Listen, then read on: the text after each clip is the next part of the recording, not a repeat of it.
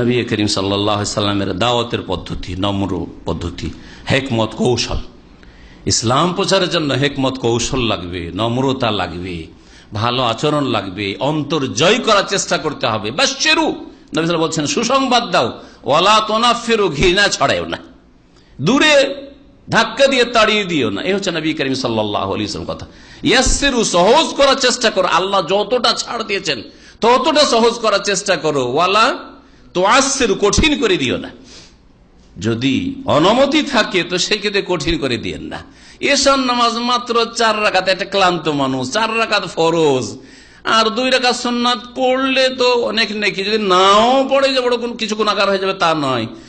1 রাকাত বেতর, সেখানে বিদাতি মোল্লারা এমন কঠিন করে দিল 17 রাকাতের সাথে পড়তে হবে, যার ফলে আমার দেশের এই 17 রাকাতওয়ালা মুসলিম ভাইরা যাদের দিন সম্পর্কে অজ্ঞতা রয়েছে, ফরজ নফলের কোনো পার্থক্য বুঝে না, আর সবগুলি তাদের কাছে সমান, এই অজ্ঞতার ভিত্তিতে ফরজটাও পড়ে না, 17 পড়তেও পারবো না, আর সুতরাং এশা পড়বো না, বাকিটা পড়বো। এত নামাজ পড়া যায়? আর এটা শুধু আমার কাল্পনিক কথা না, একজন MBBS ডাক্তার আমাকে বলছে, এক ইন্ডিয়ান, যে যতদিন ইন্ডিয়াতে ছিলাম ততদিন আমি এশার নামাজ পড়তাম না। কি জন্য? ওই কারণ হানাফি মোল্লারা শিখিয়েছে যে 17 রাকাত এশার নামাজ। আমি সারাদিন ডিউটি করে ক্লান্ত হয়ে আসি, এখন ঘুম চাচ্ছে, 17 রাকাত নামাজ কে পড়তে পারবে, বাদ দে, পড়তাম না, ফরজটাও পড়তো না।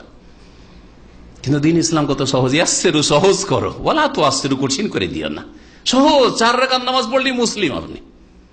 আরে বেতর সুন্নাত নাও যদি পড়েন তবুও মুসলিম আপনি। অনেক নেকি কমলে কিন্তু কিছুই না, আপনি মুসলিম। 4 রাকাত পড়লে এশার, 17 রাকাত সারা দিন রাত মিলে যদি 17 রাকাত পড়ে দেন তা আপনি মুসলিম। আর যারা এশাতে 17 পড়লো আর ফজরে 2 রাকাত পড়লো না, তখনই মুসলিম থাকলো না, ইসলাম থেকে বেরিয়ে গেল। ভালো করে শুনে রাখেন, এইভাবে ইসলামকে বুঝতে হবে। যেভাবে আল্লাহ ইসলাম নাজিল করেছেন, আল্লাহ দিন ইসলামকে সহজ করেছেন, যে 5 ওয়াক্তে ভাগ করে দিয়েছেন 17 রাকাতকে, ওইভাবে ইসলাম বুঝতে হবে, শিখতে হবে, ওইভাবে পালন করতে হবে। আল্লাহ পাক যেন তৌফিক দান করেন। তো এই